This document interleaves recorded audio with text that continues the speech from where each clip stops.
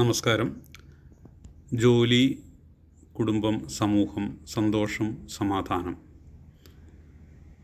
ചില കാര്യങ്ങൾ നിങ്ങളുമായി പങ്കുവയ്ക്കാമെന്ന് കരുതുന്നു. എൻ്റെ പേര് ജോസി വർക്കി. ഞാൻ സംസാരിക്കുന്നത് മൈൻഡ് മാറ്റേഴ്സ് കൊച്ചിയിൽ നിന്നും. നമുക്കറിയാം, നമ്മൾ ഓരോരുത്തരും നമ്മുടെ ജീവിതത്തിലെ നിർണായക കാലഘട്ടത്തിൽ വിവിധ ജോലികളിൽ ഏർപ്പെടുന്നവരാണ്. ഒരു മനുഷ്യനെ സംബന്ധിച്ചിടത്തോളം ഏകദേശം 25 വയസ്സ് വരെയാണ് പഠനം നടക്കുന്നത്, സ്കൂൾ കോളേജ് വിദ്യാഭ്യാസം. 22 വയസ്സാകുമ്പോൾ ബിരുദാനന്തര ബിരുദവും അല്ലെങ്കിൽ തുടർന്ന് MPhil PhD പോലെ പഠനങ്ങളുമായിട്ട് 25 വയസ്സിൽ ഒരു ജോലിയിൽ പ്രവേശിക്കുന്നുവെന്ന് കരുതാം. 65 വയസ്സ് വരെ സാധാരണ ഒരു മനുഷ്യന് നന്നായി ജോലി ചെയ്യുവാൻ സാധിക്കും. അതായത് 25 മുതൽ 65 വരെ 40 വർഷക്കാലം. സർക്കാർ ജോലിയാണെങ്കിൽ 35 വർഷം, അല്ലെങ്കിൽ ഏറ്റവും കുറഞ്ഞത് 30 വർഷം നമുക്ക് ജോലി ചെയ്യണം എന്ന് ചിന്തിക്കുക. കേരളത്തിലെ ഒരു മനുഷ്യൻ്റെ ശരാശരി ആയുർദൈർഘ്യം എന്ന് പറയുന്നത് 75 വയസ്സാണ്.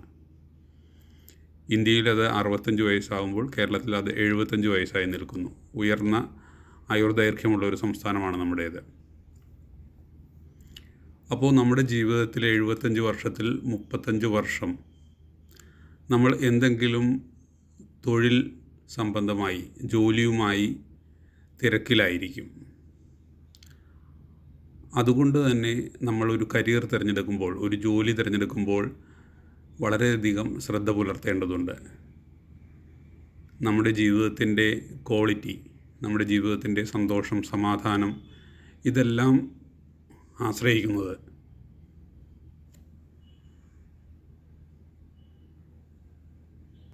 നമ്മുടെ ജോലിയുമായി ബന്ധപ്പെട്ടാണ്.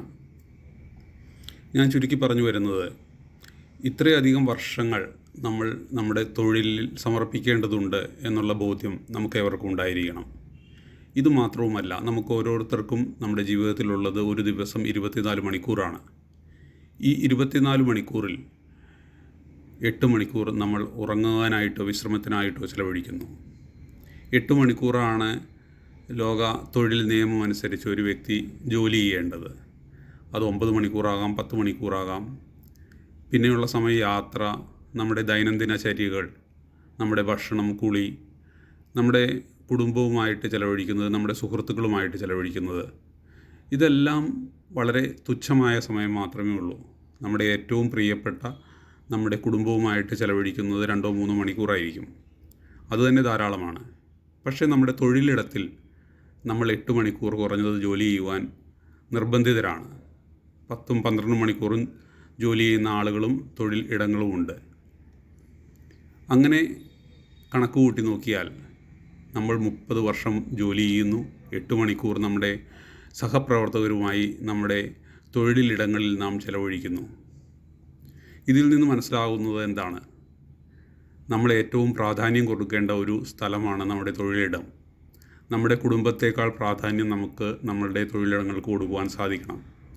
കാരണം അവിടെ നിന്ന് കിട്ടുന്ന ഊർജ്ജമാണ് നമ്മുടെ കുടുംബത്തിൽ, നമ്മുടെ സമൂഹത്തിൽ, നമ്മുടെ സുഹൃത്തുക്കളുടെ ഇടയിൽ എല്ലാം ചെലവഴിക്കുന്നത്.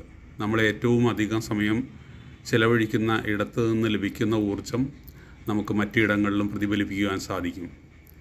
നമ്മുടെ തൊഴിലിടത്തിൽ സന്തോഷമുണ്ടെങ്കിൽ, സമാധാനമുണ്ടെങ്കിൽ, നല്ല സൗഹൃദങ്ങളുണ്ടെങ്കിൽ, നല്ല ബന്ധങ്ങളുണ്ടെങ്കിൽ, അത് തീർച്ചയായിട്ടും നമ്മുടെ കുടുംബത്തിലും നമ്മുടെ ബന്ധുക്കളുടെ ഇടയിലും നമ്മുടെ സുഹൃത്തുക്കളുടെ ഇടയിലും നമ്മൾ ജീവിക്കുന്ന സമൂഹത്തിലും എല്ലാം പ്രതിഫലിക്കും. ഈ കാര്യം ഓർമ്മ വെച്ചുകൊണ്ട് നമ്മുടെ തൊഴിലിടങ്ങളിലേക്ക് ഓരോ ദിവസവും യാത്ര ചെയ്യുവാൻ നമുക്ക് സാധിക്കുന്നുണ്ടോ? നമ്മൾ നമ്മളുടെ സഹപ്രവർത്തകരെ കാണുമ്പോൾ ഒരു പുഞ്ചിരി കൊടുക്കുവാനും, ഹലോ എന്ന് പറയുവാനും, എന്തുണ്ട് വിശേഷം, സുഖമാണോ, ഇങ്ങനെ ചോദിക്കുവാനും, അവരോട് ഒരു സ്നേഹത്തോടെ സഹാനുഭൂതിയോടെ സംസാരിക്കുവാനും നമുക്ക് സാധിക്കുന്നുണ്ടോ എന്ന് സ്വയം നമ്മൾ ആത്മവിചിന്തനം ചെയ്യേണ്ടിയിരിക്കുന്നു. അത് വെറും ഒരു ഫോർമാലിറ്റി മാത്രമല്ല. കൂടെ ജോലി ചെയ്യുന്നവരുടെ അവരുടെ സ്വകാര്യ ദുഃഖങ്ങൾ, സന്തോഷങ്ങൾ നമ്മൾ അറിയേണ്ടതുണ്ട്. അവരുടെ കുടുംബം, അവരുടെ ബന്ധുക്കൾ, അവരുടെ സാമ്പത്തിക പ്രശ്നങ്ങൾ, ഇതെല്ലാം നമ്മളെയും ബാധിക്കുന്ന കാര്യങ്ങളാണ് എന്ന് നമ്മൾ ഓർത്തിരിക്കണം. അവരുടെ പ്രശ്നങ്ങൾക്ക് നമ്മൾക്കൊരു കരുതലുണ്ടാകുക, അത് നമ്മളെ ബാധിക്കുന്ന ഒരു കാര്യമാണ്, നമ്മളുടെയും കൂടിയാണ് എന്ന് അറിഞ്ഞുകൊണ്ട് എന്തുണ്ട് വിശേഷം, സുഖമല്ലേ എന്ന് ചോദിക്കുവാൻ കഴിഞ്ഞാൽ നല്ല രീതിയിലുള്ള ഒരു തൊഴിലിടം സൃഷ്ടിക്കുവാനായിട്ട് നമുക്ക് സാധിക്കും. നമ്മൾ ജോലി ചെയ്യുന്ന രണ്ടാമത്തെ കാര്യം എന്ന് പറഞ്ഞാൽ, നമ്മൾ ജോലി ചെയ്യുന്ന നമ്മുടെ തൊഴിലിടങ്ങളിൽ തീർച്ചയായിട്ടും നമ്മൾക്ക് മുകളിൽ ജോലി ചെയ്യുന്നവരുണ്ടാകും, നമുക്ക് താഴെ ജോലി ചെയ്യുന്നവരുണ്ടാകാം. ചിലപ്പോൾ ഒരു സെക്യൂരിറ്റി ഗാർഡായിരിക്കാം, ഒരു ക്ലീനിങ് ചെയ്യുന്ന വ്യക്തിയായിരിക്കാം, അല്ലെങ്കിൽ നമ്മുടെ സൂപ്പർവൈസറായിട്ടോ നമ്മുടെ മാനേജറായിട്ടോ ഉള്ള ആളുകളായിരിക്കാം. കൂടെ ചെയ്യുന്നവർ നല്ല കാര്യങ്ങൾ ചെയ്യുമ്പോൾ അവരെ മനസ്സ് തുറന്ന് അഭിനന്ദിക്കുക എന്നുള്ളത് വളരെ പ്രധാനപ്പെട്ട ഒരു കാര്യമാണ്. അതിൽ നിങ്ങൾ പിശക്ക് കാണിക്കരുത്. നിസ്സാരമെന്ന് കരുതുന്ന പല കാര്യങ്ങളും നല്ലത്, അഭിനന്ദനം എന്ന് പറയുവാൻ മടിക്കരുത്. അതേത് ജോലിക്കാരനായിക്കോട്ടെ, ഏറ്റവും ചെറിയ ജോലി ചെയ്യുന്ന ഒരാളെ പോലും അവരുടെ നല്ല ജോലികളിൽ മനസ്സ് തുറന്ന് അഭിനന്ദിക്കുവാൻ സാധിക്കുക എന്നുള്ളത് വലിയൊരു കാര്യമാണ്. അതിൽ യാതൊരു പിശുക്കും കാണിക്കാതിരിക്കുക. സന്തോഷപൂർണമായ സൗഹാർദ്ദപരമായ ഒരു തൊഴിലിടം സൃഷ്ടിക്കുന്നതിൽ ഇതുവരെയുള്ള അഭിനന്ദനവും നന്ദിയും കടപ്പാടും വളരെ പ്രധാനപ്പെട്ടതാണ്. ഒരു ചെറിയ പേപ്പർ എടുത്തു തന്നാൽ നന്ദി പറയുക. പ്രത്യേകിച്ച് മലയാളികളെ സംബന്ധിച്ചിടത്തോളം വളരെ പിശുക്കുള്ള ഒരു കാര്യമാണ് നന്ദി പറയുക എന്നുള്ളത്. ഞാൻ മനസ്സിലാക്കിയിടത്തോളവും മറ്റ് സംസ്ഥാനങ്ങളിലെ പല ആളുകളുമായിട്ട് നമ്മൾ കമ്പയർ ചെയ്യുമ്പോൾ, ഉത്തരേന്ത്യൻ വിനോദസഞ്ചാരികൾ നമ്മുടെ നാട്ടിൽ കേരളത്തിലൊക്കെ വരുമ്പോൾ കാണാറുള്ളൊരു പ്രവണതയാണ്, അവർ ഓട്ടോയിൽ നിന്നിറങ്ങി കാശ് കൊടുത്തതിന് ശേഷം താങ്ക് യു എന്ന് പറയും. പക്ഷേ മലയാളികളെ സംബന്ധിച്ചിടത്തോളം അത് ഉള്ളിൽ സൂക്ഷിക്കുകയുള്ളൂ, പുറത്തേക്ക് പറയില്ല. അഭിനന്ദനം മാത്രമല്ല, നന്ദി പറയുക എന്നുള്ളതും, ചെറിയ ചെറിയ കാര്യങ്ങൾക്ക് ഒരു നന്ദി പറയുക എന്നുള്ളത്, പ്രകടിപ്പിച്ച് കാണിക്കുക എന്നുള്ളത് നമ്മൾ ഒരു ശീലമാക്കിയെടുക്കേണ്ടിയിരിക്കുന്നു. മൂന്നാമത്തെ ഒരു കാര്യം, നമ്മളുടെ കൂടെ പ്രവർത്തിക്കുന്ന സഹപ്രവർത്തകർക്ക് എന്തെങ്കിലും ഒരു ആവശ്യം വന്നാൽ സഹായം കൊടുക്കുവാനുള്ള ഒരു സന്നദ്ധത. അത് തൊഴിൽ സംബന്ധമായിട്ടുള്ള, ജോലി സംബന്ധമായിട്ടുള്ള എന്തെങ്കിലും കാര്യമായിരിക്കാം, അവരുടെ വ്യക്തിപരമായിട്ടുള്ള എന്തെങ്കിലും കാര്യമായിരിക്കാം.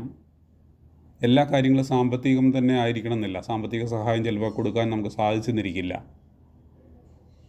ചില ഇൻഫോർമേഷൻ, ചില വിവരങ്ങൾ കണ്ടുപിടിച്ചെടുത്തു കൊടുക്കുവാൻ, ചില കാര്യങ്ങൾ ചെയ്യുവാൻ സഹായിക്കുവാൻ, നമുക്കറിയാവുന്ന കാര്യം പറഞ്ഞു കൊടുക്കുവാൻ. ഉദാഹരണമായിട്ട് ഓഫീസുകളിൽ നമ്മൾ ചെയ്യുമ്പോൾ കമ്പ്യൂട്ടറിൽ പരിജ്ഞാനമുള്ളവരുണ്ടാകാം, എക്സൽ, വേർഡ്, പവർ പോയിൻ്റൊക്കെ നന്നായിട്ട് ചെയ്യാൻ അറിയുന്നവരുണ്ടാകാം.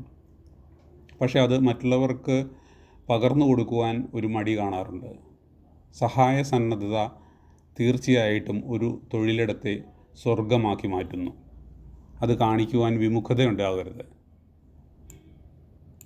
നാലാമത്തെ കാര്യം, നമുക്ക് എന്തിലാണോ കഴിവുള്ളത്, നമുക്ക് എന്തിലാണോ വൈദഗ്ധ്യമുള്ളത്, അത് മറ്റുള്ളവർക്ക് പഠിപ്പിച്ചു കൊടുക്കുവാനായിട്ട് ശ്രമിക്കുക. പലപ്പോഴും നമ്മൾ ചിന്തിക്കുന്നത്, ഇത് ഞാൻ മറ്റൊരാൾക്ക് പറഞ്ഞു കൊടുത്താൽ അയാൾ എന്നേക്കാൾ കേമനായാലോ.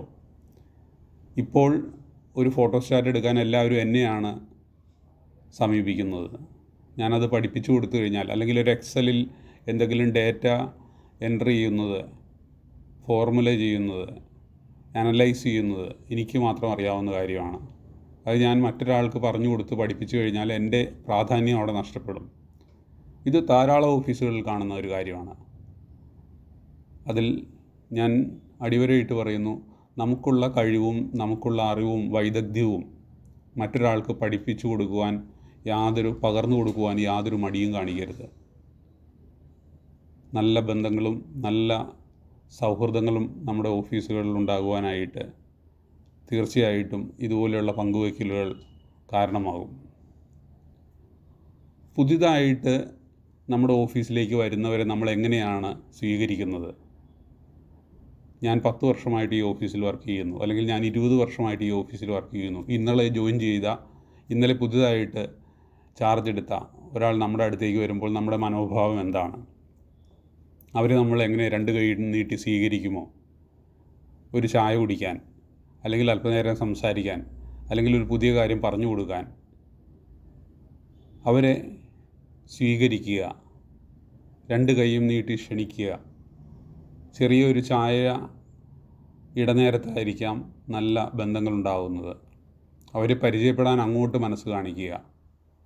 നമ്മളെന്തിനാണ് ഈ അല്പജീവിതത്തിൽ നമ്മുടെ ഏറ്റവും കൂടുതൽ സമയം സ്പെൻഡ് ചെയ്യുന്ന, നമ്മുടെ ഏറ്റവും കൂടുതൽ സമയം ചെലവഴിക്കുന്ന നമ്മുടെ തൊഴിലിടത്തിൽ, നമ്മുടെ അടുത്തേക്ക് പുതുതായിട്ട് നമ്മുടെ കുടുംബത്തിലേക്ക്, തൊഴിലിടം എന്നുള്ളത് ഒരു കുടുംബം തന്നെയാണ്, ആ കുടുംബത്തിലേക്ക് വരുന്ന പുതിയ അംഗത്തെ ഹൃദയം തുറന്ന് സ്വീകരിക്കാൻ മടി കാണിക്കുന്നത്? ആറാമതായിട്ട് നമ്മൾ ശ്രദ്ധിക്കേണ്ട ഒരു കാര്യമാണ്, ജോലി മാത്രമല്ല, ജോലി കഴിഞ്ഞിട്ടുള്ള സമയവും വളരെ പ്രധാനപ്പെട്ടതാണ്. നമ്മൾ 10 മണി മുതൽ 6 മണി വരെ ഒരു ഓഫീസിൽ ജോലി ചെയ്യുന്നു. നമ്മുടെ താഴെയുള്ള ധാരാളം ജീവനക്കാരുണ്ട്, നമ്മുടെ കൂടെ വർക്ക് ചെയ്യുന്ന ധാരാളം സഹപ്രവർത്തകരുണ്ട്. അവരുടെ ജോലിക്ക് ശേഷമുള്ള സമയത്തെ ബഹുമാനിക്കാനായിട്ട് പഠിക്കുക. ചില ആളുകളുണ്ട് 24 മണിക്കൂറും വാട്സപ്പിലൂടെയും ഫോൺ കോളിലൂടെയും ജോലിയുടെ ഫോളോ അപ്പ്, ചോദ്യങ്ങൾ, മറുപടികൾ ആയിട്ട് രാവിലെ എഴുന്നേൽക്കുമ്പോഴേ മെസ്സേജ് ഇട്ട് തുടങ്ങും. രാത്രി അവസാനം വരെ ഇത് തുടർന്നുകൊണ്ടിരിക്കും. നമുക്ക് നമ്മുടെ ജീവിതം എത്ര പ്രാധാന്യമുള്ളതാണോ അതുപോലെ തന്നെ മറ്റുള്ളവരുടെ ജീവിതവും, അവരുടെ സ്വകാര്യതയും, അവരുടെ വീടും കുടുംബവും അവരുടെ കുടുംബാംഗങ്ങളും ഒക്കെ ഒത്ത് ചെലവഴിക്കുവാനുള്ള അവകാശമുണ്ട്. രാവിലെ 9 മണി മുതൽ വൈകിട്ട് 6 മണി വരെ ജോലി സ്ഥലത്ത് ജോലി ചെയ്തുകൊണ്ടിരിക്കുന്ന ആളുകളാണെങ്കിൽ അതിനുശേഷം രാത്രി 8 മണിക്കോ 10 മണിക്കോ അവരെ വിളിച്ച് ശല്യപ്പെടുത്താതിരിക്കാനായിട്ട് ശ്രമിക്കുക. വളരെ അത്യാവശ്യം, 101% അത്യാവശ്യമാണ് എന്നുള്ള ഘട്ടത്തിൽ മാത്രമേ അത് ചെയ്യുവാൻ പാടുള്ളൂ. അത്യാവശ്യമില്ലാത്ത കാര്യങ്ങളിൽ ഓഫീസിന് പുറമേയുള്ള സമയത്ത് അവരെ വിളിച്ച് ബുദ്ധിമുട്ടിക്കാതിരിക്കുക. അതുപോലെ തന്നെ മറ്റൊരു പ്രധാനപ്പെട്ട കാര്യമാണ്, നമ്മുടെ കൂടെ ജോലി ചെയ്യുന്ന, നമ്മുടെ താഴെ ജോലി ചെയ്യുന്ന പല ആളുകളും അവരുടെ പുതിയ ആശയങ്ങളും കാഴ്ചപ്പാടുകളും നമ്മുടെ അടുത്ത് പങ്കുവയ്ക്കുവാനായിട്ട് വരുമ്പോൾ നമ്മുടെ മനോഭാവം എന്താണെന്നുള്ളത്. നമുക്കത് സ്വാഗതം ചെയ്യുവാൻ കഴിയുന്നുണ്ടോ? ചിലപ്പോൾ നിസ്സാരമെന്ന് തോന്നുന്ന ആശയങ്ങളായിരിക്കാം നാളെ വലിയൊരു സാധ്യതയായി മാറുന്നത്. അതുപോലെ വ്യത്യസ്തമായ കാഴ്ചപ്പാടുകൾ ഉണ്ടായിരിക്കാം. അത് കേൾക്കാൻ പോലും നമ്മൾ മനസ്സ് കാണിക്കാതെ അതിനോട് മുഖം തിരിക്കുന്നത് ശരിയായ പ്രവണതയല്ല. ചില ഓഫീസുകളിൽ ഞാൻ ശ്രദ്ധിച്ചിട്ടുള്ള കാര്യം, മാസത്തിലൊരിക്കൽ ആശയങ്ങൾ പങ്കുവയ്ക്കുവാനുള്ള ഒരു മത്സരം പോലെ നടത്തുന്നത് കണ്ടിട്ടുണ്ട്. അതുപോലെ ഒരു ഓഫീസിൽ ഒരു ചെറിയ സ്റ്റാഫിൽ നിന്നും, ഒരു പ്യൂണിൽ നിന്നും വിരിഞ്ഞു വന്ന ഒരാശയം പിന്നീട് ആ ഓഫീസിൻ്റെ ബിസിനസ് തന്നെ, ടേൺ ഓവർ തന്നെ മാറ്റിമറിക്കുന്ന രീതിയിലുള്ള വലിയൊരു ആശയമായി മാറുകയുണ്ടായി. ആരുടെയും ആശയങ്ങളെയും കാഴ്ചപ്പാടുകളെയും അവഗണിക്കാതിരിക്കുക, സ്വാഗതം ചെയ്യുക, കേൾക്കാനുള്ള സന്മനസ് കാണിക്കുക. പുതിയ ആശയങ്ങൾ ചിലപ്പോൾ എഴുതി വാങ്ങാം. നിങ്ങളൊരു സീനിയർ മാനേജറാണ്, ഒരു പ്രധാന കാര്യസ്ഥനാണെങ്കിൽ തീർച്ചയായിട്ടും താഴേക്കിടയിലുള്ള ആളുകളുടെ ആശയങ്ങളെ എഴുതി തരുവാനായിട്ട് പറയുക. ഇന്നല്ലെങ്കിൽ നാളെ അതിന് വിലയുണ്ടാകുമെന്നുള്ളത്. കേൾക്കുവാനുള്ള തുറന്ന മനസ്സ്, ഒരു തുറന്ന സമീപനം സ്വീകരിക്കുക. എപ്പോഴും നമ്മൾ നമ്മുടെ സഹപ്രവർത്തകരോട് ഓഫീസ് കാര്യങ്ങളും ബിസിനസ് കാര്യങ്ങളും മാത്രം സംസാരിക്കണമെന്നില്ല. ഇടയ്ക്ക് നമുക്ക് അവരോടൊപ്പം അല്പസമയം ചെലവഴിക്കാം, അല്പനേരം നടക്കാം. ഒരു ചെറിയ ബ്രേക്ക് എടുത്ത് അടുത്തുള്ള ചായക്കട വരെയോ അല്ലെങ്കിൽ വരാന്തയിലൂടെയോ കുറച്ച് നേരം സംസാരിക്കുമ്പോൾ വീണ്ടും വീണ്ടും അവിടെ ചെയ്തുകൊണ്ടിരിക്കുന്ന വർക്കിനെ കുറിച്ചല്ല നമ്മൾ സംസാരിക്കേണ്ടത്. മറിച്ച് വേറെ എന്തെങ്കിലും കാര്യങ്ങളെക്കുറിച്ച്, ലോകകാര്യങ്ങളാകാം, സാമൂഹ്യ വിഷയങ്ങളാകാം, സിനിമയുടെ കാര്യമാകാം, അവരുടെ വ്യക്തിപരമായ പ്രശ്നങ്ങൾ കേൾക്കാനുള്ള സന്മനസ് അവർ തുറന്ന് സംസാരിക്കുകയാണെങ്കിൽ നമ്മുടെ ഓഫീസിലെ ദൈനംദിന പ്രവർത്തനവുമായി യാതൊരു ബന്ധവുമില്ലാത്ത കാര്യങ്ങൾ കേൾക്കാനും പറയാനും കുറച്ച് സമയം ചെലവഴിക്കുന്നത് നല്ല ബന്ധങ്ങൾ വളർത്തും. 9ാമത്തെ പോയിൻ്റ്, വിജയങ്ങൾ ആഘോഷകരമാക്കാം.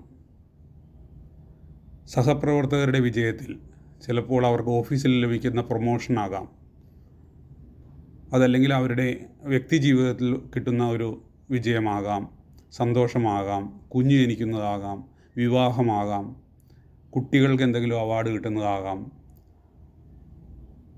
സഹപ്രവർത്തകരുടെ വിജയത്തിൽ അസൂയപ്പെടാതെ അത് ആഘോഷിക്കുവാനായിട്ടുള്ള മനസ്ഥിതി ഉണ്ടാക്കിയെടുക്കുക. തീർച്ചയായിട്ടും നമുക്കും നമ്മുടേതായ ആഘോഷങ്ങളും നമ്മുടെ വിജയങ്ങളും ഉണ്ടാകും. നമ്മുടെ ശ്രദ്ധ മറ്റുള്ളവരുടെ വിജയങ്ങൾ കാണുന്നതിനും അത് ശ്രദ്ധിക്കുന്നതിനും അത് ആ ടീമിൻ്റെ ഉള്ളിൽ, ആ ഓഫീസിലെ സഹപ്രവർത്തകരുടെ ഉള്ളിൽ 50-100 പേരുള്ള ആ ഒരു ടീമിൽ അത് ആഘോഷിക്കുവാനും അത് എല്ലാവരെയും അറിയിക്കുവാനും ഒരു സന്മനസ്സ് നമുക്കുണ്ടെങ്കിൽ അത് ടീമിൻ്റെ വിജയമായിരിക്കും. ഇതുപോലെയുള്ള ചെറിയ ചെറിയ കാര്യങ്ങൾ ശ്രദ്ധിച്ചു കഴിഞ്ഞാൽ നമ്മുടെ